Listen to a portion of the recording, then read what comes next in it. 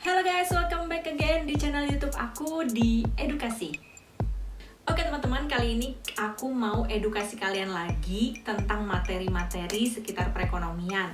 Nah, hari ini kita bakal mau bahas apa aja sih yang dapat mempengaruhi kegagalan pasar dan teori-teori ekonomi publik. Kegagalan pasar adalah mekanisme di mana pemerintah tidak mampu menyediakan apa yang dibutuhkan sama masyarakat, atau terjadinya kelebihan permintaan atau terjadinya kelebihan penawaran yang ada di pasar, sehingga mekanisme pasar tidak dapat bekerja sebagaimana semestinya, di mana pengertian pasar adalah ketemunya antara penjual dengan pembeli, tapi ada beberapa barang yang tidak mampu dicukupi pemenuhannya oleh mekanisme pasar, dan terkadang juga pemerintah tidak mampu untuk mencukupinya. Dan berikut ini merupakan faktor-faktor yang jadi penyebab kenapa sih kok bisa terjadinya kegagalan pasar. Faktor kegagalan pasar yang pertama adalah adanya barang publik atau common good, di mana pemanfaatan barang publik ini dilakukan oleh beberapa pihak secara sewenang-wenang, atau bisa saja kita sebutnya seperti free rider, adanya beberapa orang yang mau memanfaatkan barang-barang publik tersebut tapi tidak mau membayar pajaknya. Atau bisa saja mereka yang menyalahgunakan akses dari barang publik tersebut untuk kepentingan pribadi. Yang kedua, adanya unsur ketidaksempurnaan pasar, di mana barang yang diminta atau barang yang ditawarkan melebihi batas jumlah sebagaimana semestinya. Dan bisa saja nanti awal mula dari permasalahan ini adalah terjadinya excess demand dan juga excess supply.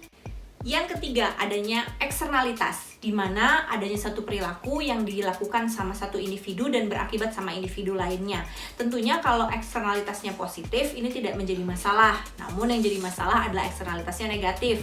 Saya sudah pernah kasih contoh di video-video saya sebelumnya, yaitu tentang bagaimana orang yang menerima eksternalitas negatif dari orang yang sedang merokok.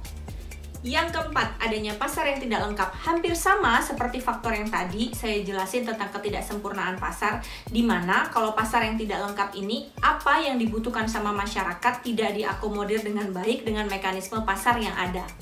Yang kelima adalah kegagalan informasi atau asymmetric information, di mana masyarakat tidak menerima dengan jelas apa saja yang mereka dapatkan.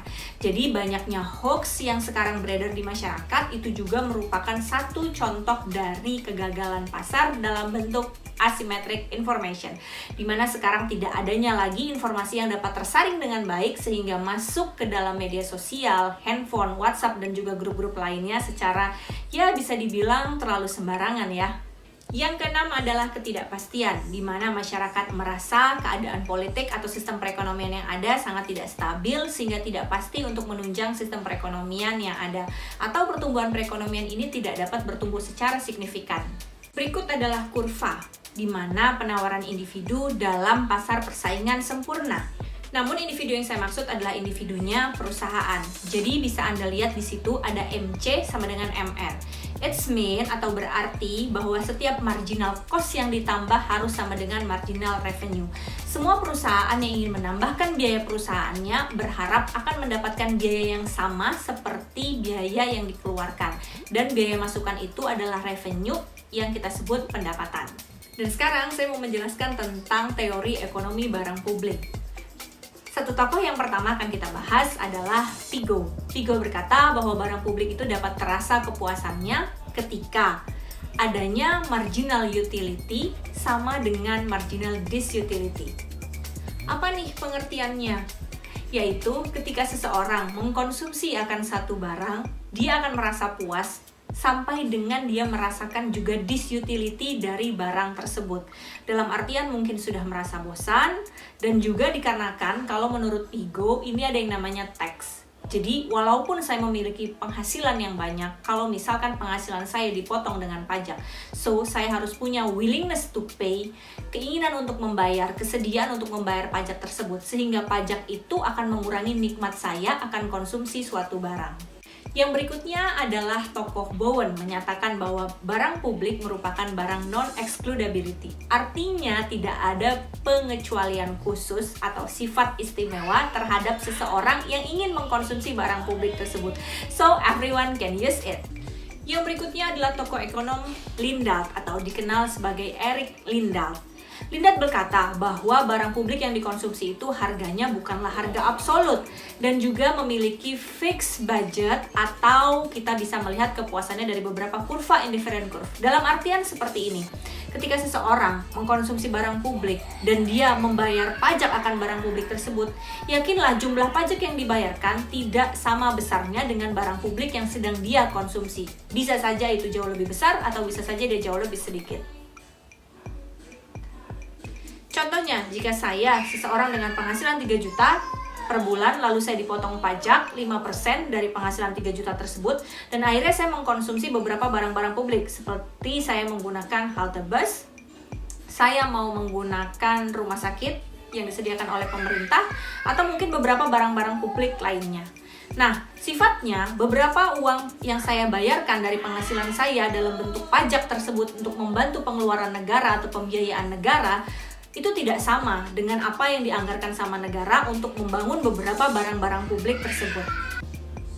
Tokoh berikutnya adalah Samuelson. Samuelson berkata bahwa barang publik itu non-rivalness dan non-excludability. Artinya tidak butuh saingan dan tidak dikhususkan barang publik itu bisa dikonsumsi atau digunakan sama siapapun. Yang terakhir, kita akan membahas tentang Pigouvian tax. Jadi, Pigouvian tax ini biasanya dilakukan sama pemerintah dan juga sudah diterapkan di beberapa negara lainnya, bertujuan untuk mengantisipasi adanya kegiatan yang ditimbulkan dari eksternalitas negatif. Sehingga ini dapat memberikan dampak jera, memberikan biaya sosial cost yang tinggi terhadap perusahaan yang menimbulkan eksternalitas negatif tersebut. Nah, ini tuh biasanya dipakai sama pemerintah ketika ada satu perusahaan yang memang benar-benar sudah mencemarkan lingkungan.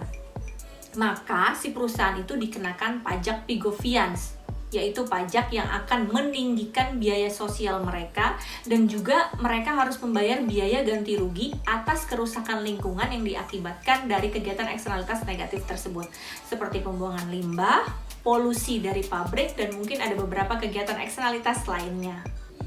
Oke teman-teman, thank you yang udah nonton video aku hari ini. Semoga ilmu yang aku berikan sangat bermanfaat. Sampai ketemu di video lainnya. Jangan lupa subscribe, comment, and like. Bye-bye!